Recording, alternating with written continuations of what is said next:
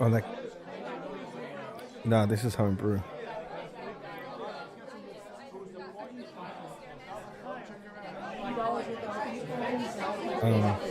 Yeah, I've got one. I've got a couple of those ready to go.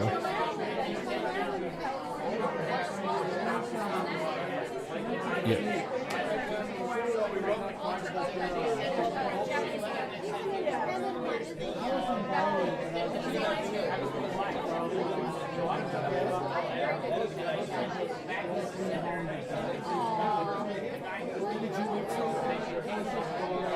I'm trying to get a bit of colour in my face there.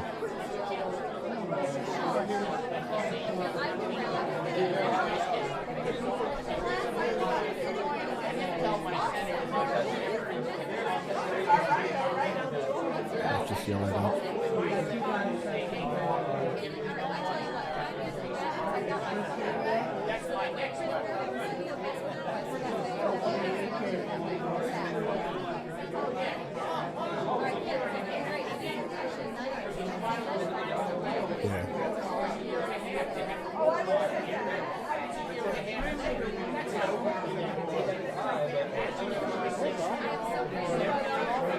That's that. That's 3% of the light.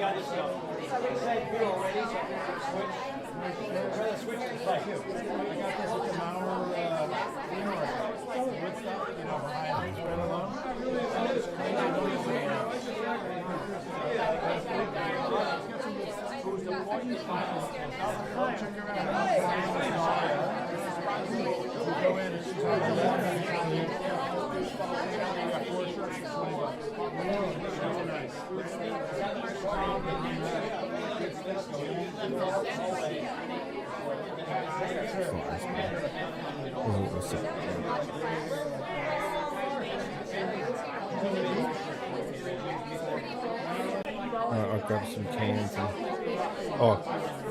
so it doesn't matter how long the intro goes for, because for the video itself I can just clip that. I'll clip out all the wait times if someone goes back after, then just kick straight in.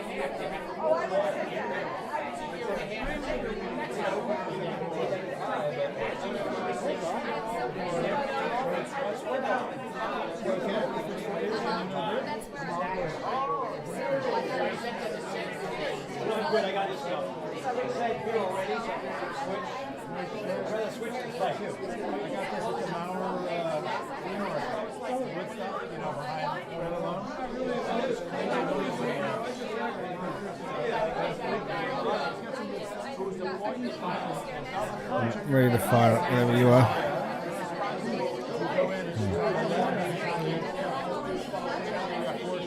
Turn the audio on, that helps.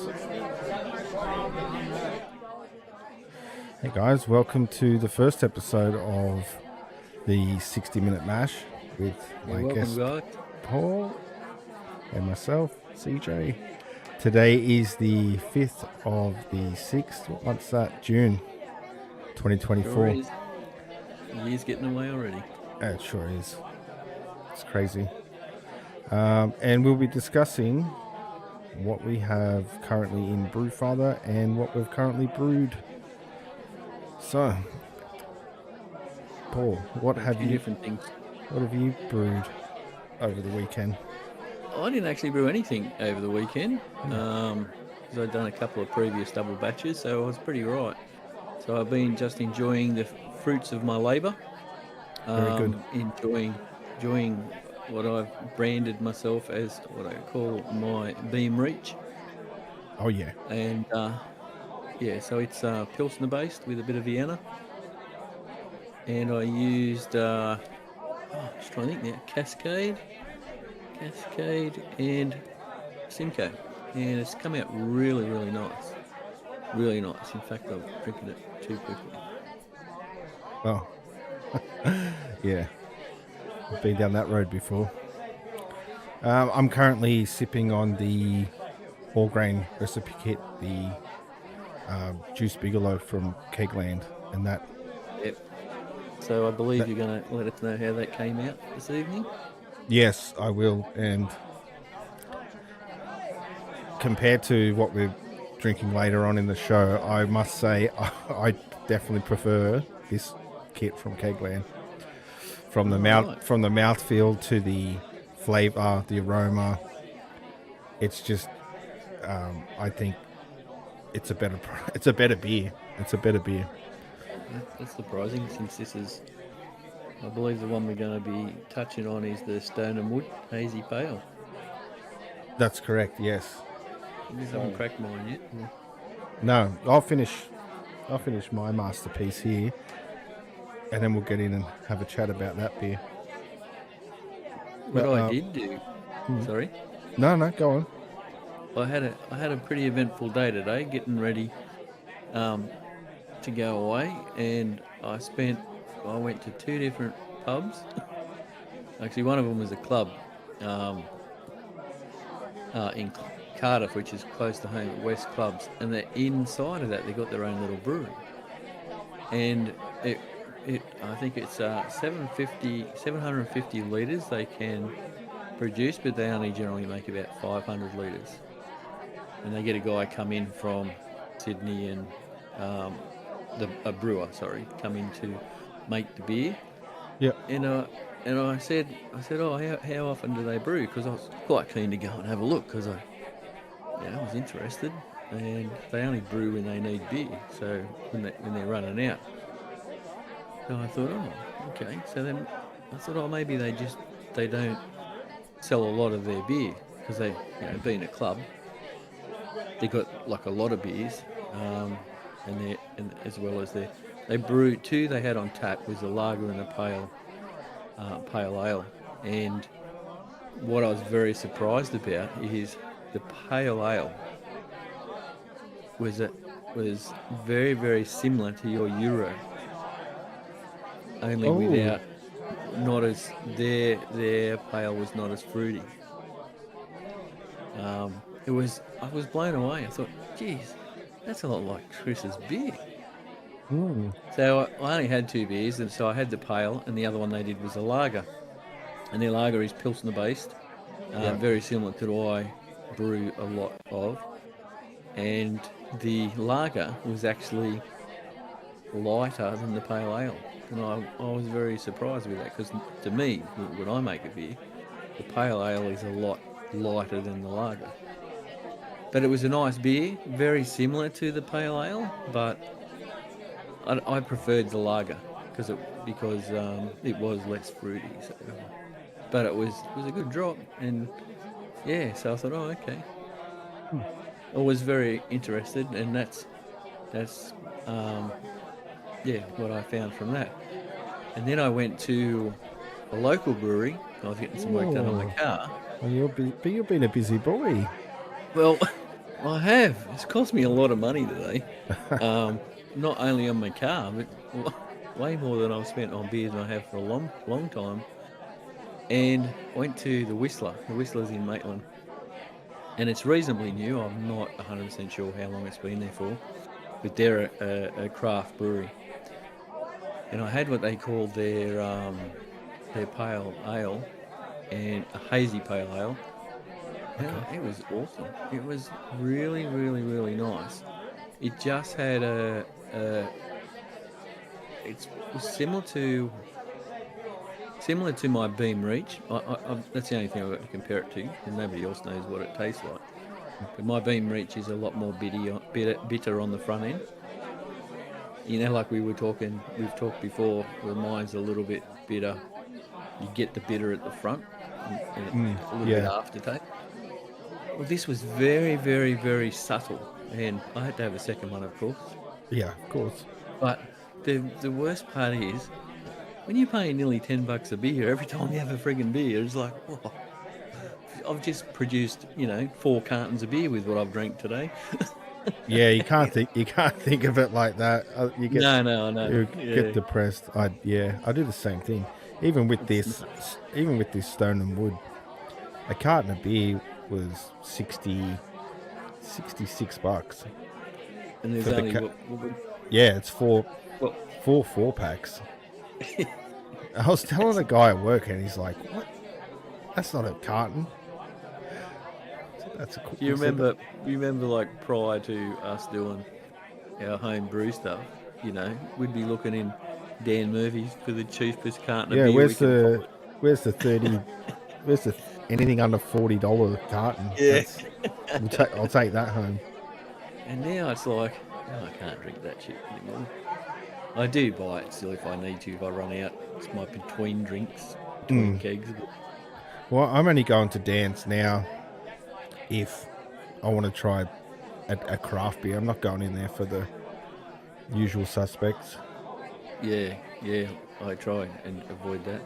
No, it's like craft beer, like it's still expensive, but like when you're paying about $8 a can.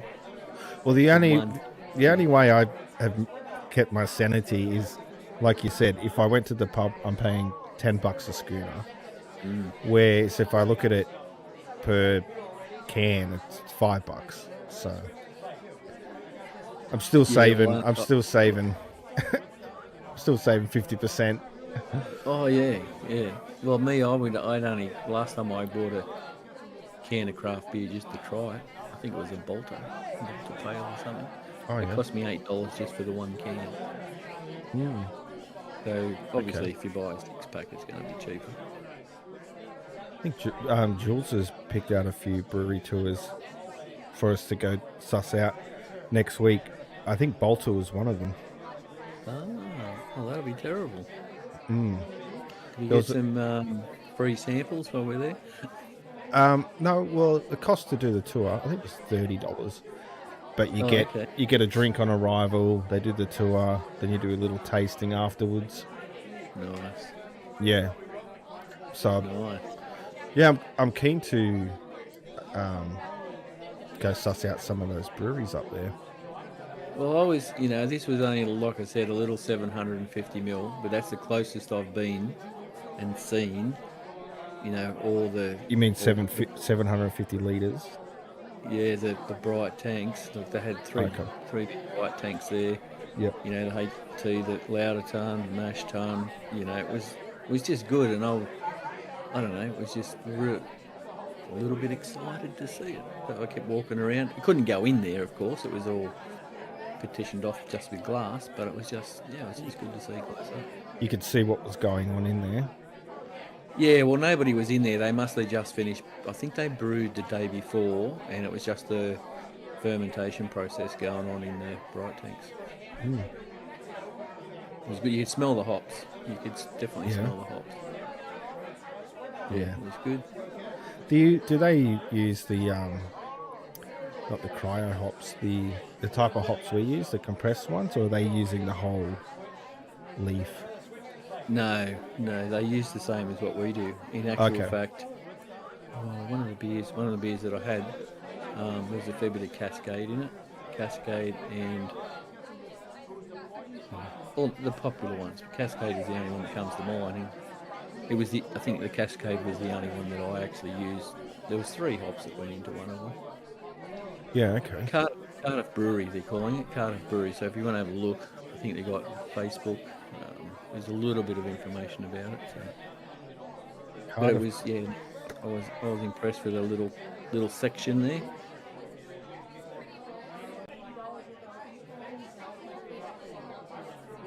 In West, did you say? It's in Cardiff, but it's West. West took it over a couple of years ago. It used to be Cardiff Workers Club, and then it was something else, and now it's West. Yeah, right. It's right in the industrial area there. I'll just throw it up on the share screen. Where'd you find it, did you? Yeah, that's it. Yeah. Oh, is that okay? That's the tanks there. Wow. Yeah, that's it there. Go back. I want to That's see where we that were other sitting picture. in there. So I only had 2 beers because I was there on a mission. Well, not really. I was there to have some lunch and a couple of beers, but It looks good in there. yeah. Well, West itself is huge, absolutely huge. They've got a big gaming room. Oh, is that West The area West you West see- Leagues? Is that West Leagues Club? I think I don't know if they call it West Leagues, but it's probably part of the same chain. Yeah. They've got the It's like West one street back off the main road there. Yeah. Yeah. Yeah, I've been there before, so okay. I have Because they've got another one that's in New Lambton as well. right. Oh, right, okay. Where's this one? Yeah. What suburbs is this in? The one that we went to is in Cardiff. It's Cardiff. Yeah, near the car yards. In the industrial area. But if you're heading into the industrial area Okay. from the car yards, it's just before you go up over the hill. Yeah, On the okay. left. It's been there for years. Okay. But it was like their games room, where we were sitting, it's like their new TAB area. Massive. And it's got the brewery just on the left. Big screens, massive big screens. It was really good. You could see all the old fellas hanging out there with their beers and get-togethers. Oh, yeah? But it was good. We were there for about 3 hours waiting for Matt's car to be worked on. Oh, okay. I went with Matt because my car was in getting my car done. So I thought I had 2 or 3 hours. I went for a drive with him. Yeah, so anyway, my car's ready to go. Oh, that's good. That's good. Ready to go traveling. Yeah, hopefully no hiccups along the way. Well, that's why I spent, got it all checked out. I had to get my cooling system redone, which was something I didn't know until today. So. What they do? But anyway, moving right along. Yeah, okay. Let's stick to the subjects. So, did you have any problems making the keg land? What was the name of the beer? Juice Bigelow. It's Juice their Bigelow. New England Probably IPA. called. That's okay. It's okay. I got to remind myself of actually, did I brew? So did yeah. you do it in your undies? No, that's not Juice Bigelow. That's another fella. Oh, Juice Bigelow. Carry on. No, Carry on. that joke works. He's a pimp. Oh, he's a gigolo. Juice Bigelow, male gigolo. Could have done it naked. Oh, it's images I don't need. Yeah, and I'd like Sure. to keep. I like to keep it sanitized when I brew. So jocks are on. So I'm imagining the sparging process. We won't go there. No, let's move on. Any hiccups? No. Since we last spoke, apart from the few lessons that I'd learnt with the surface area and how much boils off between a 65 litre and a 35 litre. Yeah, that was nuts. I don't know how I've been overlooked that, but obviously. Yeah. Just went off it. Yeah. So apart from that and the having to add more liquid in to get a ferment at the levels I was going for, I still actually came out pretty short on the keg. I think I was still a litre short off the keg. Okay. I think that's got to do with the 200 gram dry hop edition that had gone into it. Yeah, that'd absorb a fair bit of liquid. Yeah, so I think if I was to do this again, and in the right boiler, I still think I would need to add a little bit more liquid to get a full 19 litre keg. So what do you put in as your batch profile? Yeah. If you go to your recipe, that should have all that information there. Well, we've discussed this. But you mean the equipment? No. I just wanted to know what your actual batch quantity was. Like I Oh, think, okay. Yeah, well, I've brought it up now on the share. Yeah, you have. You got fermenter volume 21 litres. Yeah, well, that's what I would use. Bottling volume 19 litres. Maybe you should increase Yeah, that one. well, that's right. Like,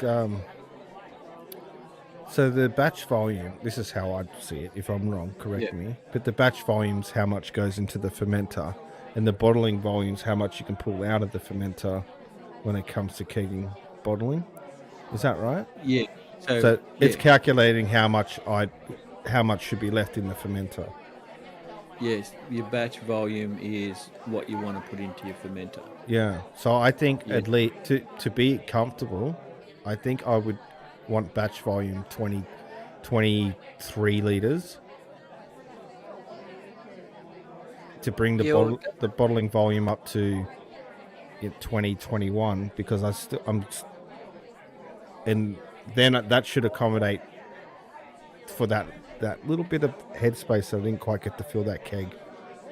Yeah, well, that's in the equipment setup. But see, like you're working with the 19 litre or 21 litre batch, whereas when I went to double batch and I just transposed that to 42, but I've had to increase it a litre because on that last keg I was running short. Oh yeah. When I was kegging, so increase it. If you increase it at the batch, when you're increasing it at the batch volume, it takes into account. It's better there because, like all your levels, like your grain, and like your recipe will give you the right information, and hopefully your gravities are where they should be. Does that make sense? Yeah, that makes sense. So if you just increase, so if you just did it without putting it into your recipe, increased it up to say 22, 23 litres, well, that throws all your gravity readings out because you've got that extra couple of litres in there. Whereas if you put it in, like I did with the 42, I went to 43, and I've done a few batches since going to 43, and it's been sweet. So yeah, that's not a bad idea. That should also take into account because I'll still use the same amount of grains because it's a grain kit, but it'll just knock down that final ABV down. Yeah, and it'll give it to you in the recipe, so you'll know what to expect. Yeah, that's right. Yeah. Over that amount of water, I think it's going to be negligible, really. I think it might be 1 or 2 points. Yeah. Because I've done brews been out of buggery, so. Sorry, say that again. I've done brews where from my recipe to my actual gravity volumes have been out by 4 and 5 points. It's nuts. But at the end of the brew, most times I'll be within 1 or 2%. No, not 1, 0.1 or 0.2 of a percent hitting my target. So it's odd. Okay. Yeah. Oh, also on the back of our chat last week, I'd mentioned that I hadn't really noticed any difference between recipes when I used the carapils, carafoam, grains in there.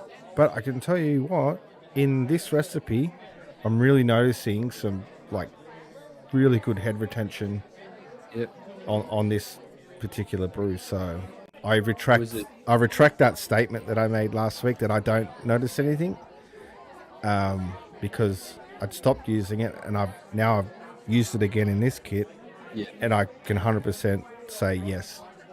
It's funny because when you asked me, and I don't know if I did explain it, but to me you can see the difference in there. It's like bigger bubbles when you don't use it, and then when you do use it, it's like and the bigger bubbles seem to disperse quicker. Whereas when I use the carapils, it's like a proper creamy head, and the bubbles are really small. That's the most simplistic way of explaining it. So I took note when you asked, and even though I said, yeah, you do notice a difference, I just took a little bit more notice of a beer that I did that didn't have any carapils in it. And for me, it's very noticeable. I don't notice so much the mouthfeel, but certainly in the head retention and the type of head that you get. Yeah, I can't say it affect. Well, I've never had this before, so, but mouthfeel. Yeah, okay. I would have to. Yeah, I didn't even take that into consideration. Mouthfeel. Because they say head retention and also a better mouthfeel. What you use the carapils for. Yeah. And you only use. I started in a single batch. I think it was a single batch. About 250 grams. Might have been about 200 grams in a single batch. But I find I'm using. Yeah, that was this recipe, 250 grams in the single batch. Yeah. Yep. So I find myself now using about 400 grams. It's not quite double, but about 3 to 400 grams in a double batch. I'd be interested to know what it tastes like. I'd be interested for a taste of that. Yeah, well, considering what you said earlier, you prefer that the Juice Bigelow compared to the hazy pale. Yeah, just for the what's a hazy pale? That's a New England IPA, right?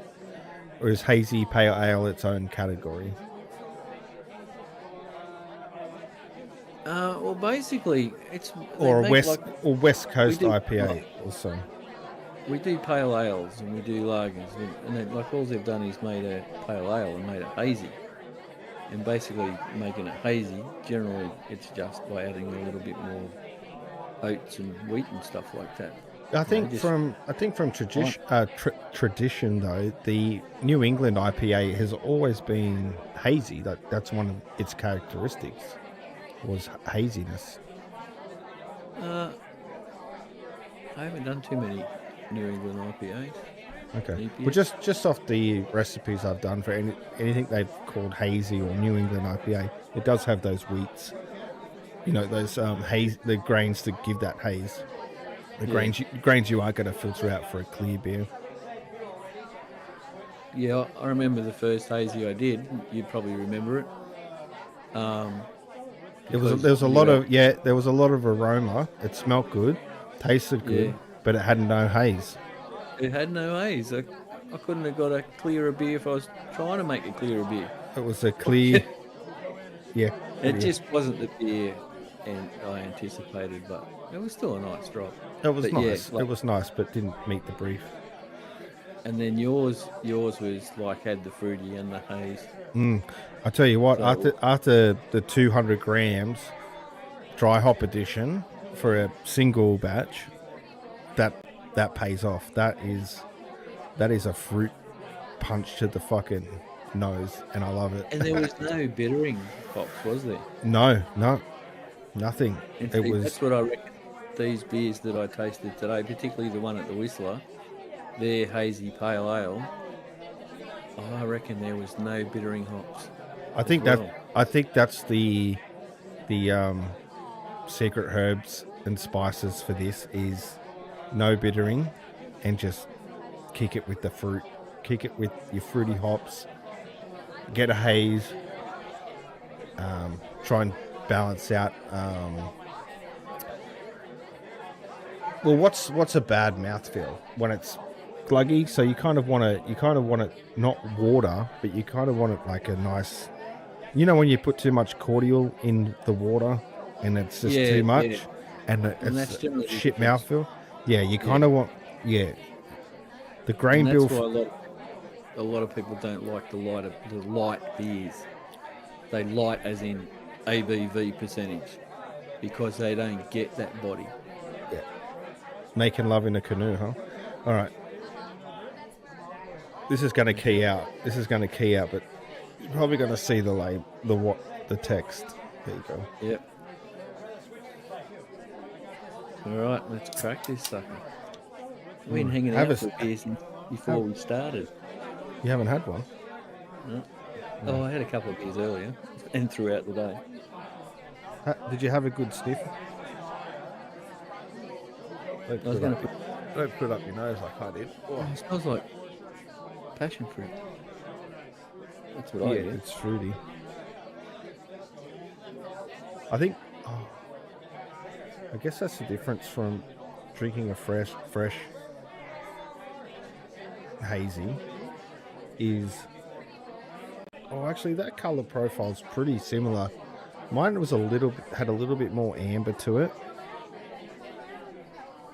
Yeah. But I think you're gonna get those grey tones when you package and store it. I think it's just gonna go like that, but it smells awesome. Not 100% sure. It doesn't look good on the camera. It keys out, but I don't know why. Or maybe if you put your hand behind it, the camera doesn't key it out. I don't know what's going on with you. No, yours is key. Yours looks like water. I must have given you the water can. Well, yours is a bit more orange than what mine looks. Could be just a light. No, on the stream, put your hand behind it. It's pretty hazy. I swear, sorry. It's pretty true to colour. Oh. So you gave me the shit can, did you? So the thing I love about this also, it tells you the hops they use on the top of the can. Yeah, I saw that. Galaxy, Eclipse, and Vic Secret. And if anyone's home brewing, they know those three. That's like the holy trinity of fruity hops. I'm pretty sure I've used Eclipse. Huh? Galaxy. I thought you'd used the Galaxy. I don't know about the others. Yeah, Galaxy I had, but not recently. I've never used Vic Secret, but apparently that's a big one that everybody uses, Vic Secret. I think that's where this Kegland all grain recipe kit gets them. Is it's a little chalky on the tongue after you've had a sip and dry beer, that's for sure. Yeah, you let it sit there for a bit. You have a sip, let it linger. You just feel like I feel like a chalkiness. And you know why they do that? To make you want to get rid of the chalkiness and take another sip. Another sip, or grab some peanuts off the bar or something. Well, I tell you, that's not a bad drop, and I'm comparing it to what I've had today, a couple of different ones. Yeah, okay. This would be the best smelling one. Yeah. And you can't fault the aroma. How can you with those three hops in there? Of course, it's going to taste amazing. The smell, I mean. Yeah. So, what else can I say about it? It's very dry. So, they've obviously mashed it in at the low 60s maybe, through my experience. But yeah, no, it's. I tell you, if you reckon the one you're drinking's better, hands down. That's still good beer. And I think in this category of beers, I think if you can drink it fresh out of the tap, it's going to. There's a huge advantage on that. So, and this is the first hazy pale ale I had out of a can, and when I first had it, I couldn't fault it. It's just because I've made some now and I've had it so fresh. It's like eating fresh fruit. What tastes better, the fruit from the market you bought that morning, or the frozen stuff out of the freezer? Yeah, or out of the can. Yeah, out of the can. Well, the first hazy I had, I think, was a Bolter. And I would give the Bolter over the Stone and Wood. But I tell you, it's a nice drop. If I could, excuse me, it's very dry. Yes. very dry. Hmm. It's not a bad thing. No, it's all comes down to personal preference. Now we're reminiscing about our first hazies. The first one I had was at the Australian Hotel and Brewery out at Rouse Hill, and I didn't. Hazy wasn't even on my radar, and I asked the bartender, "Oh, what do you recommend? Like, what's the go around here?" And he said, "Our most popular beer is our hazy." And I had it, and I fell in love with that type of beer straight away. Yeah. And that was just when I got into brewing too. So I think the second recipe that I attempted was a hazy. Yeah. And I must have Googled it, and I stumbled upon a brewer. They said they won some awards for their recipe, but I tell you what, they would have won more awards if they didn't have that bittering hop in it. I'm really keen now, after what you've said, because you had no hops in it except for the Whirlpool edition. The 20-minute, the 80-degree 20-minute well hop edition. Yeah. Yeah, and I watched a video the other night, from the apartment brewer, and he did. Can't think of the name of it, but I'm sure he had no bittering hops in it as well. Okay. Yeah. Which just happens to go one of the subjects I wanted to talk about. Just while we're talking about Whirlpool, was the difference, like through my experience and your experience, the difference of flavour and aroma you get between dry hopping and doing a Whirlpool edition. I think the way I've done it when I've done a Whirlpool edition, I don't dry hop. And some of the recipes, or a lot of the recipes that I've seen with Whirlpool editions, don't dry hop. But, some people do. But I think, like in my experience, I think a Whirlpool edition is far more beneficial to the flavour of the beer than what a dry hop is. But dry hop is purely only aroma. But when you do for the Whirlpool, I think you get not as much aroma, but you get a much nicer mouthfeel beer. I don't know whether you've had the same experience, and judging off the beer you've just put down and you're now drinking, no bittering hops, just a Whirlpool edition. Was there dry hops? Yeah. 2 days. Yeah. I'll just pop it up. I'll pop it up on the share. That was 200 grams, was it? Yeah, the share screen here. So, this recipe said it was going to be a 14-day fermentation, and I'd questioned that last week. I remember you telling me about when I'd stopped losing. I'd hit the target, 10, 12, and I'd spoke to you, and you're like, "Well, I'll leave it 2 days." So I left it 2 days. It didn't move, and then 2 days before, you can actually see here that dip on the red. Yeah. That's where my dry hops have hit the rat pill,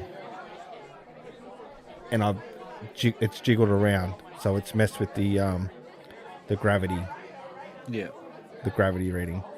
2 days out from kegging, the dry hops went in, and again I'll have to go back, retract some statements I've made previously about dry hopping with a hop bong, or having them in a bag with a magnet and taking them off. I had no issues with the oxidization of this brew. Just cracking the pressure fermenter open. Yep. Pouring the 200 grams in, putting the lid back on. You said you don't throw any CO2 in there afterwards, but I just gave it a little hit, release the valve, just take out any oxygen that may have resided in the fermenter. And no issues, like no grayness, no anything. Mine, compared to this, it's hard to show up the screen. You can see it, but the green screen can't. the color profile I got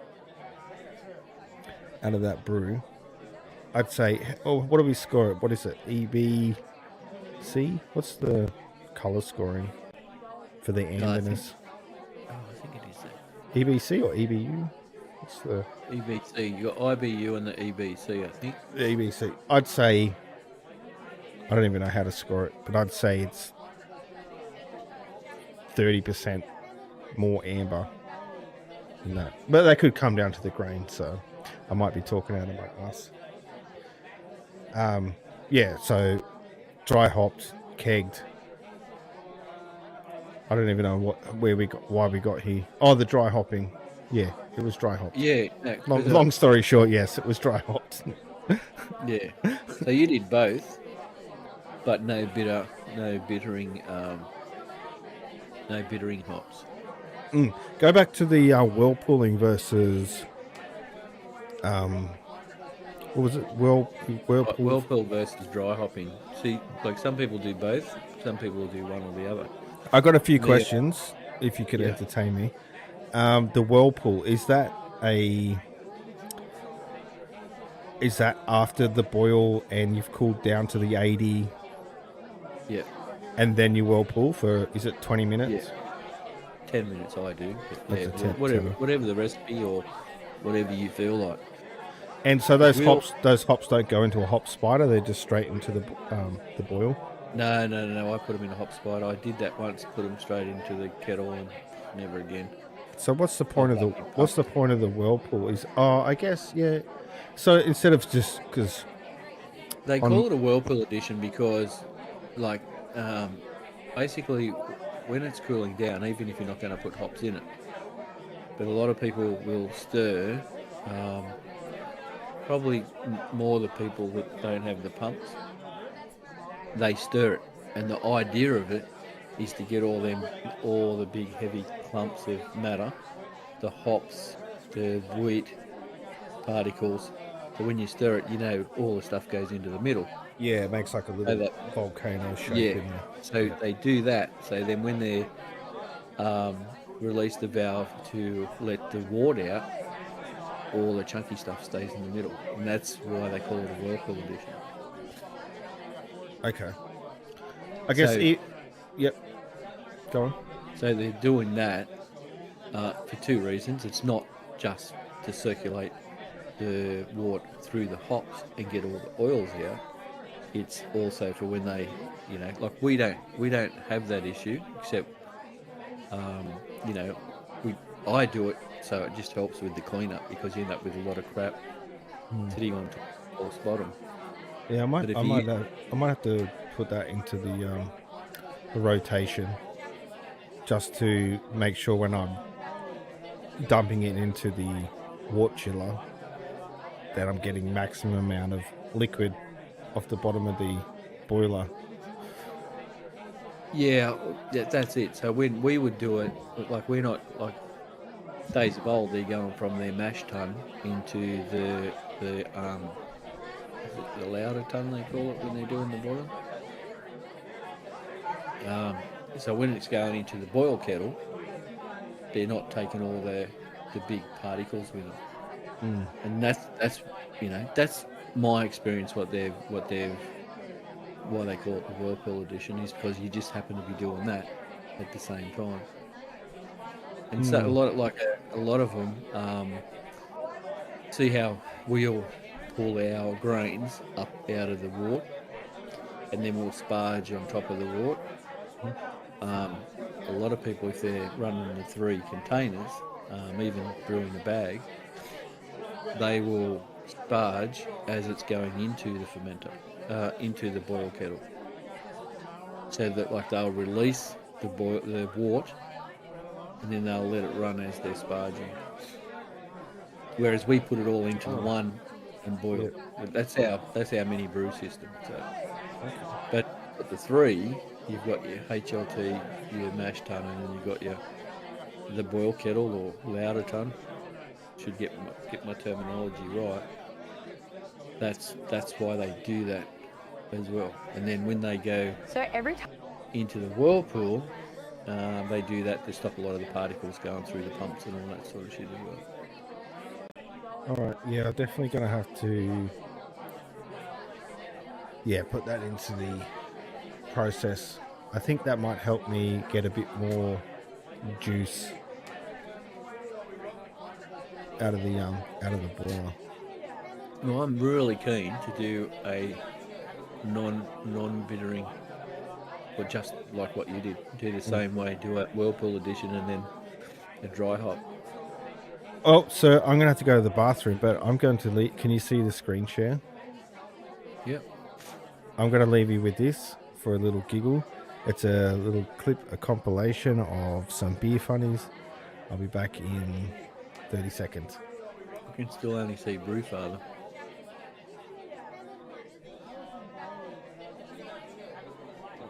I just asked you if you could see it. All right, I'll pause it. Come on. But I didn't know you had a different clip up other than the Brewfather. Oh, there we go. There Now we you go. can see it. All right, let's go. Well, this would be interesting. Yeah. Back in the day.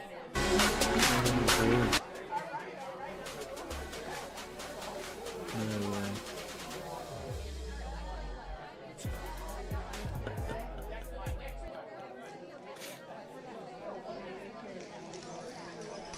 Here we go. Oh, this is written on the wall already. Oh, they big glasses. You should be right. Just tilt straight back. You should be right. No way. No way.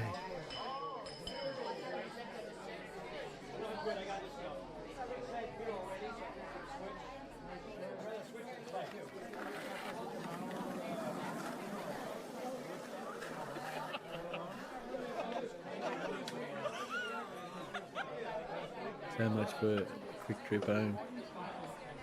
Oh, I think I've seen this one before. That's just waiting to happen. Doing a lot of grunting.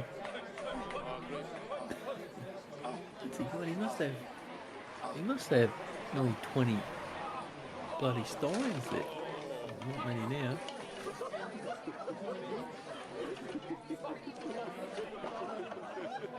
No way. What a waste of beer. There'd be a lot of people crying over that beer. Oh. Reckon 20 was bad. Look at that. Oh. I'd be down there with my schooner.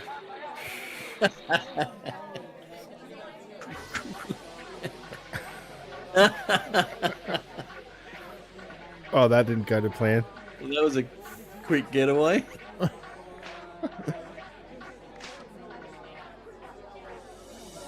Oh, you hate to see it.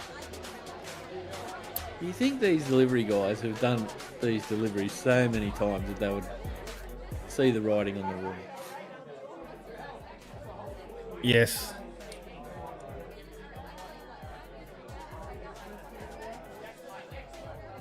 So,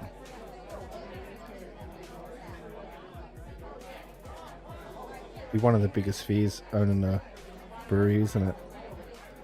Little workplace accidents. Wastage. Anyway, that was my Bloody toilet break. wastage. Oh, now we've got some lava lamps. Yep. All right. Well, now, this is what you watch, ladies and gentlemen, after you've had several beers.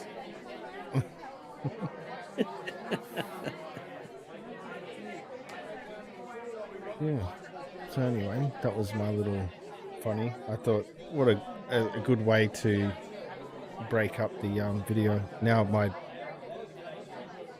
light's going crazy. My chroma key. I got some issues to settle. I haven't had this issue before, but It's only the new lot, too. yeah. I think it's the difference between an expensive light and a Kmart light. I have no problems with mine. Well, I wish I had got the Kmart light because I'm not looking too great over here. I'm looking a bit pale, mate. I wonder if I turn...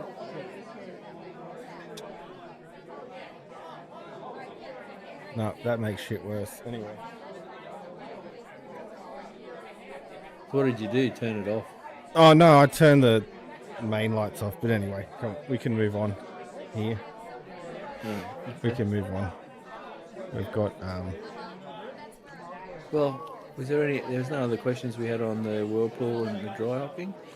There's probably a lot more about it, but that's just through my experience. I find I get a lot more flavour out of my beers, and you actually, to me, you get it becomes a little bit more hop forward. So that's my setup. If anyone's got anything as they want to add to that, just whack it in the comments. yeah, throw in the comments down below. We'll be sure to answer those in the next video. And I have a question for anyone else watching. How do I get rid of this shit on my green screen? Because it was good, now it's crap. Anyway, I'll figure that out. I think if you have a few more beers, it'll disappear. Oh, speaking of which, I just poured another one of those. Oh, I better go and get another one. Stone and wood. So I haven't got a video for you to watch while I go and have a pit stop. Okay. I was saving it for the end. We're probably getting pretty close to the end too. Oh, hang on, I will bring it up. Yeah, well, it's called the 60-minute mash for a reason, right? We can't go. It's not the 61-minute mash. No, would it be the first time we've actually done it in 60 minutes? The first one was like, I feel like it went for 4 hours. The first one? Yeah. Not real clear, but... Yeah.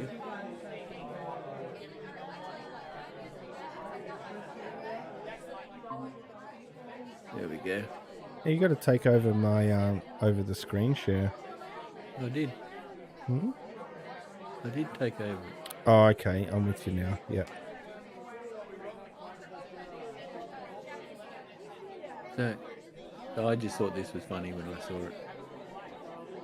Every weekend I tell myself, John, you need to stop drinking beer. Lucky my name isn't John.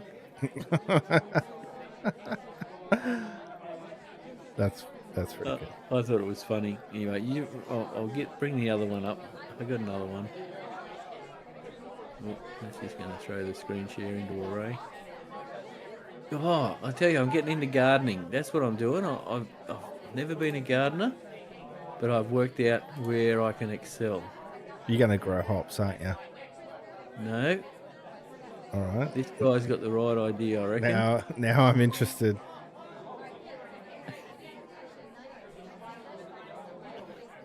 Oh. Yeah. I really hope it works. That's good. I thought it was good. You know, I mean, this could go on to bigger things. If it works with bottle tops, how many times, when growing up, when you asked mum and dad, could you have some money, or does it grow on trees? Well, or have you got bottle tops? So maybe we could plant some money. If this works, it's a whole new deal. That's my bullshit for the day. I like it. It's funny. Anyway, I'll be right back. Cool. All right. Well, while we wait for him, I've got a question to throw out to the comments that I'm making all grain recipe kits from different companies, and I'm struggling on how I would score each type of beer. Like, there should be five categories. I'm going for 5 because it's an easy number. But what 5 categories would someone pick to score or rank a homebrew recipe? So I'm thinking ease of use. This one.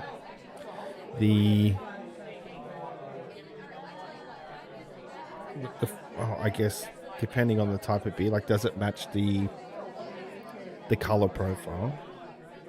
Did you get the advertised results from the kit? Did you get the desired amount from the kit with your setup? And How would, for your personal preference, how would you score the flavor profile? Some people may or may not like certain beers, but for what's advertised, how would you score? How would you score it on? If you thought it was going to be a certain way, how would you score that type of beer on that result? Or how would you score that beer on the result you got from that brew? I'm not sure. I'm still workshopping, so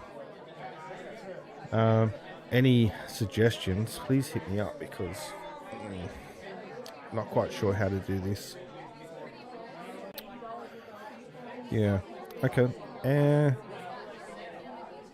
Gonna fluff for a few more minutes. The next beer that I'm brewing is another beer kit from Kegland. It's an all. I've got two I need to do. There's another all grain recipe and a extract kit, and it's an extract hazy.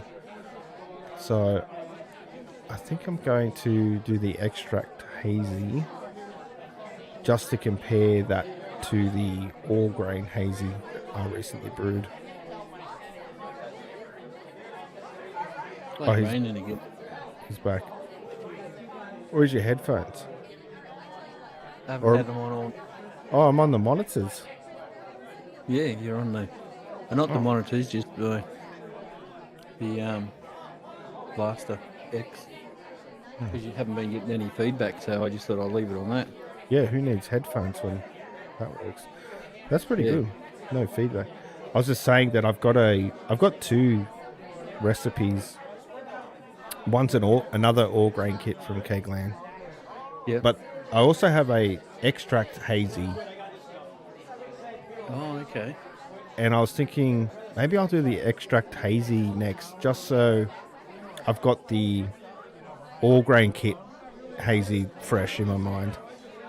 Then I can compare it to the all grain hazy, or not just compare it, but just make notes on any differences. Yeah. Are you putting notes in Brewfather when you're doing your tasting? Well, the only note I've got for that last brew is, great success. Well, that works.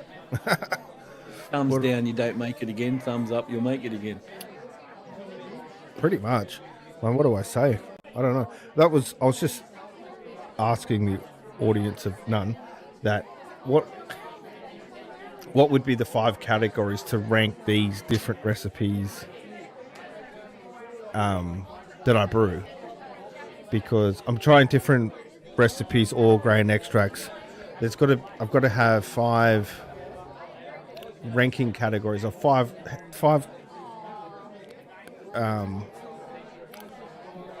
topics. Yeah. Quick picks. So it'll be basically, I suppose, the look. You want the look? Well, close. The first one, I thought the ease of use for the kit. Was it as easy as advertised on the label? Right, sorry, I misunderstood what you were asking. I thought it was once you've done the beer. Well, no, I'm going to try and rank the kit as a whole. Process. Yeah. So the ease of use, and then again, is there subcategories? Ease of use for an extract kit, ease of use for a all grain kit. Maybe that topic subcategory is redundant because it's almost the same, right? And if you've never made a beer before, it's useful. But if you're doing an all grain beer, it's all pretty much the same process. Yeah. Except you've done. Is this your first Whirlpool edition, or you've done it before? No, first one. And it's pretty easy, isn't it? For the results you get, I reckon it's. I'm going to start doing. Well, it was easier because I didn't have to set extra timers for hop additions during the boil. It was boil. Yeah. Oh, true, because you didn't have any bittering, Yeah. which I'm so keen to try. And after tasting those beers today, and what you're saying about the Juice Bigelow, I'm keen. I'll probably do a single batch though for my first one, rather than an all-in double batch. But I'll have to wait a couple of weeks when I come back to do that now. But yeah, I'm keen. Even if I just did a twist on the recipe on the Juice Bigelow, just using the grains that I've got. Yeah. Well, that's the. It's like it's 200 grams. Like, you know, Yes, and I thought that was excessive, but that's where you need to be if you want the proper. That's where you need to be. I thought that's more. Well, actually, that's probably on par for the first hazy I did for dry hops. It was about 200. But if you're I think I did about 90. But keep in mind, if you're adding hops in at those quantities, you're doubling the price of the beer of the brew. Yeah. What went into the dry hop? I didn't have. It's not the dry hop. The whirlpool. How much went into that? Well, it wasn't a whirlpool, but you could almost call it that because what's the difference? It's just I didn't put the whirlpool arm in and turn it on when I was doing. No. I'm just using that because that's what they call it. I don't put my whirlpool arm in. I just give it a stir every couple of minutes. Make it go around all the hops. Make sure the wort goes through the hops in the hop spider. I don't put the arm on because I don't think the arm can actually push it hard enough. I'll tell you what I do though, is because I'm getting my chiller ready and everything at the end of the boil, I will cool it down to the temperature quicker with the recirculating through the chiller, and then I'll turn the tap water off so it goes back to normal temperature, and then pushing it through the chiller without the cooling side of the chiller working. Wait, say that again. Say that again. So I'll set it all up as if I'm going to chill it and put it in the fermenter. Yeah. But I just keep it recirculating into the boil. Okay. Until it gets down to temperature. So for me, it's 82 degrees. Mm. Once it gets to 82 degrees, I turn the cooling side of the chiller off. And I just let it recirculate without any cooling. It's not fast, and I still stir it, but it's recirculating through the chiller. Yeah. Or the heat transfer. Oh, you asked me. Yeah, that makes sense. That's a lot. That's a few more extra steps than I'm willing to take, but. Well, you got to set it up to. You got to. Bloody hell! You got to clean it all. And sterilize the word I'm looking for. So I do that right at the end of the boil because it'll sterilize up until you get to about 80 degrees, I think. Okay. 85. Once you get below 85, then the sterilisation doesn't work. Somewhere around there. Right. Okay. So I get the sterilisation going. I sterilise it, and then I'll turn the cooling water on. Get it down to temperature. Turn the cooling water off, but keep it circulating. And also stir it, and that's how I do my whirlpool addition. All right. Well, I'm going to have to pick your brain on that a little bit later, or on my next. Yeah, next time that comes around, I'll be giving you a call. You did ask me what hops went into the hop stand. The whirlpool. The hop stand. It's a hop stand. No. Well, we originally were calling it hop stand, and now. You'd mentioned whirlpool, which I thought was the process of using the whirlpool arm in the boiler, but I just used, I think they're both, both the same. Anyway, you asked me what went into it. It was 100 grams of mosaic. Yep. And yeah, that's no bittering. That's purely for aroma. And then the Citra mosaic. Citra and Mosaic again for the dry hop. Did you do it 2 days after the boil? No, that's 2 days before the bottling, because it runs backwards, right? The numbers they put in there is before the... Well, 2 days that I'm reading, 2 days when it's to do with hops, is 2 days after you start fermenting. Nah, not in Brewfather. Brewfather always is backwards. Well, it is for the hops, for the hop addition. No, it's not backwards for the hop additions. Sorry. It is when it's counting down for the boil. But after you, say when you do your aroma, see how it says 20-minute hop stand? Yeah, when it That's hits 20 80... minutes after the boil. No, that's... No. The 20-minute hop stand is... Once your boil gets down to 80 degrees, the hops go in for 20 minutes. Yeah, but you finished your 60-minute boil by then. Yeah, but it's not 20 minutes after the boil. It's once you're... No, it's in there for 20 minutes. So Yes. when your boil finishes, you've done your 60-minute boil, drop it down to 80 degrees, throw them in for 20 minutes, right? That's right. Yeah. So the dry hopping is 2 days after you start fermenting. No, the 2 days is 2 days before it's getting caked and boiled. It'll give you a date. If you go into your recipe, it'll give you the date from the time you started fermenting. Give me a date where? So go into fermenting. Click on the fermenting tab up the top. That's it. Now see, it'll tell you the date. So you started fermenting on the 25th of the 5th. So so fermenting start 25th of the 5th. Bottling date 6th of August. No, it's American. It's the 8th of the 6th. So the dry hops are 6th of the 6th. I'm reading it right one way and reading it wrong the other way. So you'll see that... I'm telling you, no, you just said that because the bottling date's the 8th of the 6th.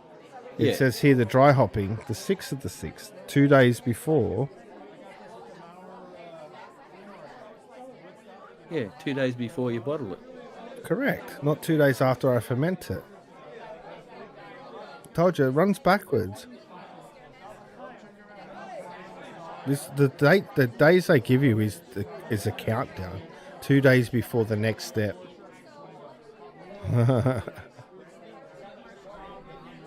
No, I'm just looking at what I did because, well, basically... Well, that's fine. That's okay. I was told to do, say, when I first started dry hopping, because I never did. But no, if you're going off the dates in Brewfather, that's fine. You were doing it the right way. Well, I actually wondered why. Sometimes it gives me a message that I'm due to dry hop. So I fermented on the 28th of the 5th. And then bottling date was the 9th of the 6th. Well, this is the current one. Yeah, no, mine's not backwards. Oh, that's fine. We can discuss this later. We've hit the 60-minute mash. Yeah. Thanks for watching, guys. We appreciate you sticking around. Guys. If you have any questions or advice on how I get rid of my green screen problems, hit us up in the comments below. And I'm not sure if we'll see you live next week, or if we do, it's going to be at a brewery on the Gold Coast. So make sure you tune into that one. It's just going to be a banger. Sitting on the balcony overlooking the water. All that. Either way, love you guys. Thanks for sticking around, and we'll catch you in the next one. Peace. Thanks, guys. Oh, I got to piss that.